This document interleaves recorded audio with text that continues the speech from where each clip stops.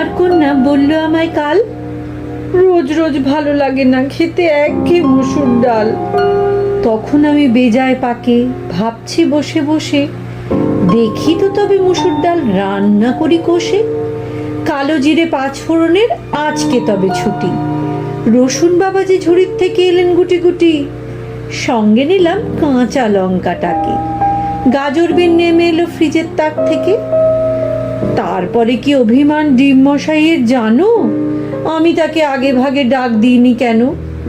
পেঁয়াজ কুচি ভুলিনি আমি, ওকে নিতেই হবে।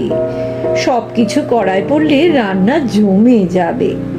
চলো তবে শুরু করি মুখরোচক ডাল, একটু আমি বদলে ফেলি মুসুর ডালের হালচাল।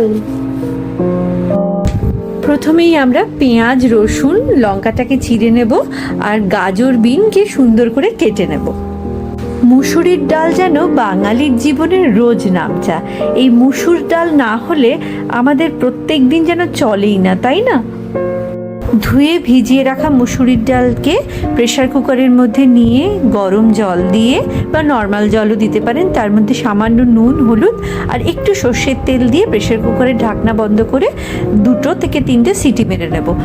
আমার এখানে বেশি সিটি মারতে হয়, আপনার যদি কম সিটিতে, একটা সিটিতে বা সিটি না দিলেও চলে, তাহলে তাই করবেন।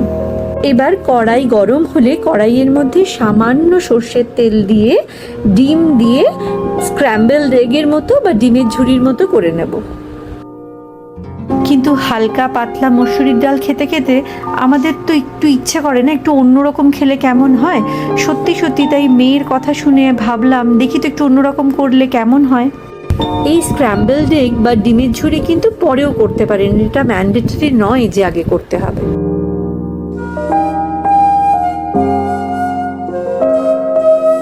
এবার আমরা আবার কড়াইয়ের মধ্যে সর্ষের তেল সামান্য দিয়ে দেব, তারপরে কুচিয়ে রাখা রসুন এবং চেরা কাঁচা লঙ্কা ফোড়নের মতো দিয়ে হালকা করে নেড়ে গোল্ডেন ব্রাউন করে ভেজে নেব।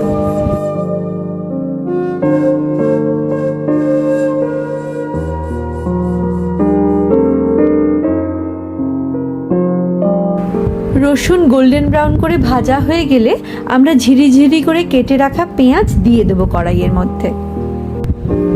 এরপরে সামান্য নুন দিয়ে আমরা পেঁয়াজটাকে ভালো করে ব্রাউন করে ভেজে নেব। আজকাল সবাই নানান কাজে ব্যস্ত, কেউ কর্মরতা, কেউ ঘর সামলাচ্ছেন নিপুণভাবে, কেউ বা মেসে আছেন, কেউ হোস্টেলে, অল্প বয়সী ছেলে মেয়েরা। সহজ উপায় চটজলদি কিছু খেতে ইচ্ছে করলে সহজেই মাথায় আসে ডাল ভাত আর ডিম ভাজা বা সেদ্ধ ভাত। সেটাকেই আমি একটু টুইস্ট দিয়ে মুখরোচক ডাল বানিয়েছি। পেঁয়াজ ভালো করে ভাজা হয়ে গেলে কেটে রাখা গাজর আর বিন একসাথে দিয়ে হালকা করে ভেজে নেব।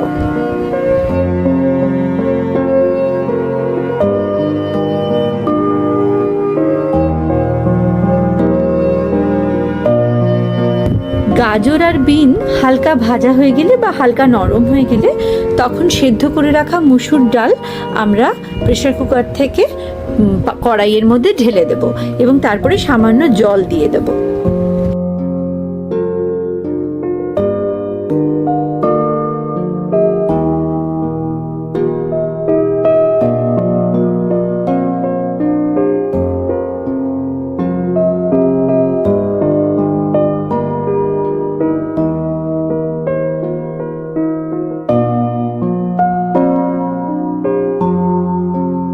এবার একটু ফুটিয়ে রাখা জল দিয়ে সামান্য ফুটিয়ে নিলেই ব্যাস হয়ে গেল। এইবারে আমরা আগে ভেজে রাখা ডিমের ঝুড়ি বা স্ক্র্যাম্বলড এগ অ্যাড করে দেব।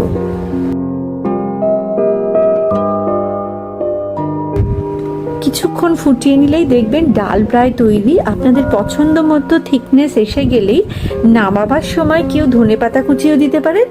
আমার একটু ঘি দিতে ইচ্ছে করলো তাই সামান্য ঘি দিয়ে দিলাম। খুব সহজেই তৈরি হয়ে গেল আমাদের মুখরোচক ডাল।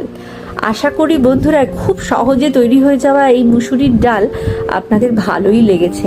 একবার চেষ্টা করে দেখবেন নাকি, আর হলো কেমন সেটা আমাকে জানাতে ভুলবেন না কিন্তু। আমি কিন্তু আপনাদের কমেন্টের আশায় বসে থাকি। ডাল খাবো অথচ ভাজা খাবো না, এটা তো আমি ভাবতেই পারি না। আমি জানি আমার মতো আপনারাও অনেকে এটা ভাবতে পারেন না, কিন্তু বিশ্বাস করুন এই ডালটা বানিয়ে নিলে কষ্ট করে গরমে দাঁড়িয়ে দাঁড়িয়ে আর ভাজা করতে একদম হবে না। একটু ভাত বানিয়ে নিলেই হলো, ব্যাস কাজ খতম।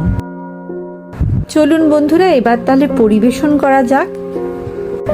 জানেন, মাত্র কদিনেই আপনাদের সাথে গল্প করতে করতে আমার কেমন অভ্যেস হয়ে গেছে আপনাদের সাথে গল্প করার, কিন্তু সময় বলছে আর তো সময় নেই, এবার তো আমার যাবার পালা। আপনারা ততক্ষণ আমার জন্য অপেক্ষা করবেন, তো একটু লাইক শেয়ার সাবস্ক্রাইব। আবার দেখা হবে, কথা হবে আমার নেক্সট রেসিপিতে, কেমন?